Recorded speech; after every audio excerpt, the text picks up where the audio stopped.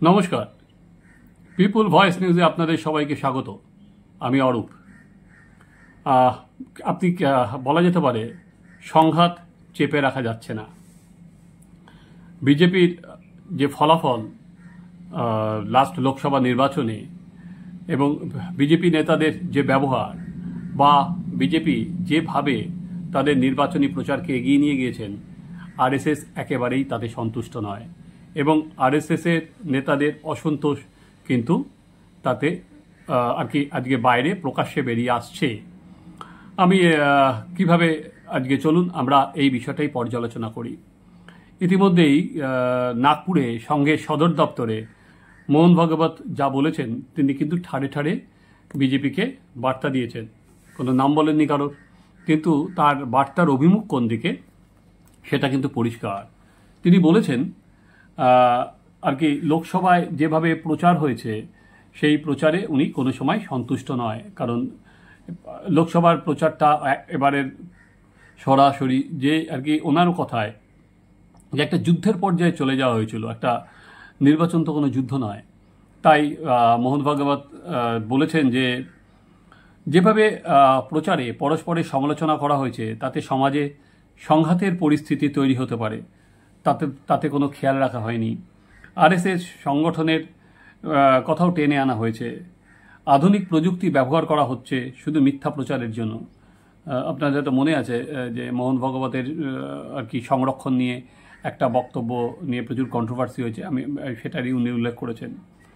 RSS প্রধান আরও যেটা বলেছেন যে গণতন্ত্রের জন্য নির্বাচন অপরিহার্য, সেখানে দুটি পথ থাকে। একটা হচ্ছে বিরোধীরা থাকবেন, তারা কিন্তু শত্রু নন, তারা প্রতিপক্ষ। তাতে একটা মত জানাচ্ছেন, সেটাকেও অন্যদের জানা উচিত, শোনা উচিত এবং তার মান্যতা দেওয়া উচিত। ভোটের প্রতিদ্বন্দ্বিতার মানে যেন হারিয়ে না যায়।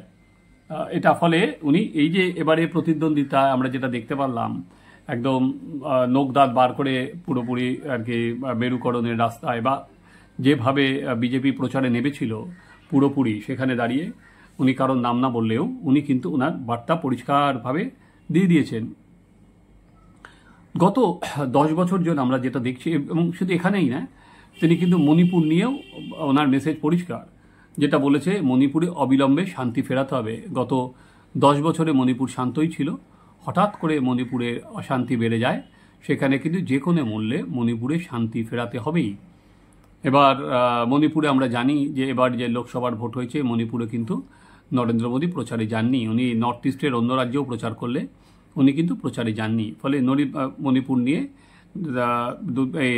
একদিন আগেই মণিপুরের মুখ্যমন্ত্রীর ওপর কনভয়ে হামলা হয়, গুলি চলে।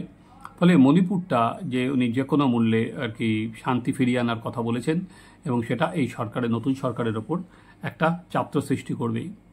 আমরা যেটা দেখেছি গত 10 বছর ধরে নরেন্দ্র মোদী যত শক্তিশালী হয়েছেন তাতেই হয়তো আর কি আরএসএসের সঙ্গে বিজেপির দূরত্ব বেড়েছে। আপনাদের হয়তো মনে আছে বিজেপির সর্বভারতীয় সভাপতি জেপি নাড্ডা কিছুদিন আগে একটা স্টেটমেন্ট দিয়েছিলেন, কারণ নাম বলেননি, যে আমরা এখন অনেক শক্তিশালী, আমাদের কারোর ওপর নির্ভরশীল হওয়ার প্রয়োজন নেই। ফলে সেটা আরএসএস কিন্তু সে কথাটা ভালোভাবে নেয়নি। তাই ফলে এবং আরএসএস যে প্রচারটা পুরো জিনিসটাই আর কি আরএসএস চেয়েছিল যে সমস্ত স্কিম আছে সেই স্কিমগুলো সাধারণ মানুষের মধ্যে যাতে আরও ভালো যায় সেটা নিয়ে রিগোরাস প্রচার করা, সেই প্রচারে খামতি থেকে গেছে এবং পুরো জিনিসটা নরেন্দ্র মোদী পুরো অভিমুখটা প্রচারের নিজের দিকে নিয়ে এসেছেন। ফলে অনেক জায়গায় আর কি অনেক ইস্যু অ্যাড্রেস করা যায়নি, যেমন তার ফল দিতে হচ্ছে, যেমন বেকারি সেটা যায়নি, যেমন কৃষকদের বিভিন্ন সমস্যা সেটা যায়নি। এবং কিছু জায়গায় যেটা দেখা গেছে যে ভোটের পার্সেন্টেজও কম হয়েছে, যেটা উত্তরপ্রদেশ, মহারাষ্ট্র, রাজস্থান, সেখানে যে কারা ভোট দিলেন না, বিজেপির কোর ভোটাররাই নিশ্চয়ই ভোট দেননি, ভোটের কারণ সংখ্যালঘুদের ভোট তো সেখানে পড়েছে। তাহলে ভোটটা কম হলো কেন? এবং ঠিক ভোটের মুখে যেভাবে যে সমস্ত নেতারা জয়েন করেছেন, দলবদল করেছেন বা বিজেপির হাত ধরেছেন, তাদের বিরুদ্ধে নানা দুর্নীতির অভিযোগ আছে, সেটাও আরএসএসের নাপসন্দ। তো এগুলো তো ধরুন আমরা এতদিন ধরে কেউ তো বলেনি, এটা আরএসএসের নেতাদের সঙ্গে কথা বলে বা ঘনিষ্ঠ মহলে সে কথা বলে, এগুলো সোর্সেসের মাধ্যমে আমরা জেনেছিলাম। কিন্তু এবার আপনাকে যেটা আমরা বলছি সেটা হচ্ছে আরএসএসের একটা লেখা যেটা অর্গানাইজারে বেরিয়েছে, সেই লেখাটা পড়লে আপনারা পরিষ্কার বুঝতে পারবেন। আরএসএসের যে মুখপাত্র সেখানে সেটা লিখেছেন হচ্ছে রতন সারদা, যেটা লেটেস্ট যে অর্গানাইজার, সেখানে তিনি যেটা লিখেছেন, তিনি কিন্তু বিজেপির যে ওভার কনফিডেন্স, তার জন্যই যে আজকে বিজেপির 303 থেকে সংখ্যাটা 240 এসে দাঁড়িয়েছে, সেটা তিনি পরিষ্কার করে দিয়েছেন। সেটা যেটা বলা হয়েছে সেটা হচ্ছে রতন সাদ যেটা বলেছেন যে poll result a reality check for the over confident BJP leaders and workers and suggested that leaders were busy sharing posts on social media and did not hit the ground. It was also said that they were happy in their bubble. আচ্ছা, একটা bubble আর কি, যেই bubble যেটা একটা সৃষ্টি করেছিল যে এত পাবো এবং সেটা জিতে যাব, তার দিয়ে তারা খুশি ছিল, and not listening to the voices of the ground. তো আমি একটু রতন সর্দার পরিচয় দিই, তিনি সাংসদ এবং life long member আরএসএসের।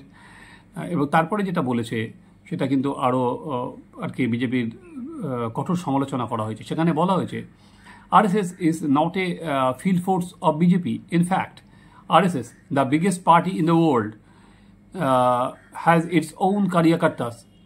The routine electoral work of reaching out to the voters, explaining party agenda, distributing literature and voter cards are its responsibility. এবার pole রেজাল্টের জন্য যে ব্লেম, সেটা সরাসরি বিজেপির ওপর দিয়ে দেওয়া হয়েছে এবং আর্টিকেলে বলা হয়েছে results of 24 general election have come as a reality check of over confident BJP karyakartas and many leaders. They did not realise that Prime Minister Narendra Modi's call of 400 plus was a target for the BJP and a dare to the opposition. Targets are achieved by hard work on the field, not sharing posters and selfies on social media. Since they were happy in their bubble, enjoying the glow reflected from Modiji's aura, they were not listening to the voice on the ground. অর্থাৎ বিজেপির যারা কর্মী তারা over confident হয়ে গিয়েছিলেন এবং এই যে 400 পার, তারপরে তারা ভেবে নিয়েছিলেন হয়তো তাদের এমনিই আসবে, মোদিজি তাদের জিতিয়ে দেবেন, তাদের খুব একটা কাজকর্ম না করলেও চলবে। ফলে কিন্তু তার ফল যেটা দেখা যাচ্ছে, তিনি মনে করেছেন যে এই ওভার কনফিডেন্সের যে ফল সেটা ভুগতে হয়েছে। এবার বলেছেন যে সারদা সাজেস্ট করেছেন যেটা the neglect of older dedicated workers by the new age social media selfie-powered activists had a negative impact for the BJP. আর কি যারা পুরনো, এটা বিজেপিতে বহুদিন ধরেই চলছে যে বিজেপির যারা পুরনো কর্মী তাদের গুরুত্ব বা মর্যাদা না দিয়ে নতুন যার জেনারেশন আছে তারা অনেকটা সমাজ মাধ্যম নির্ভর, তারা অনেক বেশি আর কি বিজেপিকে, সোশ্যাল মিডিয়ায় বিজেপি যত তৎপর ছিল, ফিল্ডে নেমে বিজেপির সেই তৎপরতা যায়নি। বাড়ি বাড়ি যে প্রচার, বাড়ি বাড়ি যে লিফলেট নিয়ে যাওয়া, বাড়ি বাড়ি বিজেপির যে প্রচার করা, সেটা সেখানে যায়নি। এবার এখানে থেমে না থেকে তিনি কিন্তু বিজেপি এমপি এবং মিনিস্টারদের সমালোচনা করেছেন যে তাদের অ্যাপ্রোচ করা যায়নি। তিনি বলেছেন the biggest grouse of the BJP or RSS workers and the common citizen for years has been difficulty or even impossibility of meeting the local MP or MLA, forget minister. যেটা বলেছে why are the BJP elected MP and minister always busy? Why are they never visible in their constituencies? Why it is so difficult to respond to messages? Sarada কিন্তু এটাই বারবার করে লিখেছেন। এবং Modi magic, তারও যে লিমিটেশন আছে সেটাও কিন্তু বলা হয়েছে। The idea of Modiji is fighting on all 43 seats has a limited value. The idea become self defeating when candidates were changed, imposed at the cost of local leaders and defectors giving more importance, sacrificing even well performing parliamentarians to accommodate late comes hard. এটা আর কি যেভাবে বা ticket বন্টন করা হয়েছে, ফলে সেটাতেও কিন্তু আর কি আরএসএস যে খুশি নয় সেটা পরিষ্কার। এবং একদিকে আর কি বিজেপি শিবিরে কারো কারোর মত এবার হয়তো সাপে বড় হয়েছে। নরেন্দ্র মোদীজি যেমন আর কি দুটো টার্ম বিজেপি নিজেই নিরঙ্কুশ সংখ্যাগরিষ্ঠতা পাওয়া যাওয়াতে একাধিপত্য চালিয়েছিলেন, এবার যেহেতু উনি অনেক বেশি আর কি শরিক দলের ওপর উনি নির্ভরশীল হবেন, ফলে ওনার একাধিপত্য সেটা হয়তো অনেকাংশে এবার উনি সেটা আর কি একাধিপত্যের যে রথ সেটা উনি চালিয়ে নিয়ে যেতে পারবেন না। এবং আরএসএস আদর্শগত জায়গা থেকে আরএসএস বিজেপিকে অনেকাংশেই কন্ট্রোল করতে পারবে, দেখার। কারণ অলরেডি মোহন ভাগবত তিনি নিজে বলেছেন এবং তিনি বারবার করে বলেছেন, যেটা সবথেকে বড় জিনিস, যে সেবক যারা তাদের অনেক বেশি হাম্বল হতে হয়, তাদের অনেক বেশি গ্রাউন্ডেড থাকতে হয়।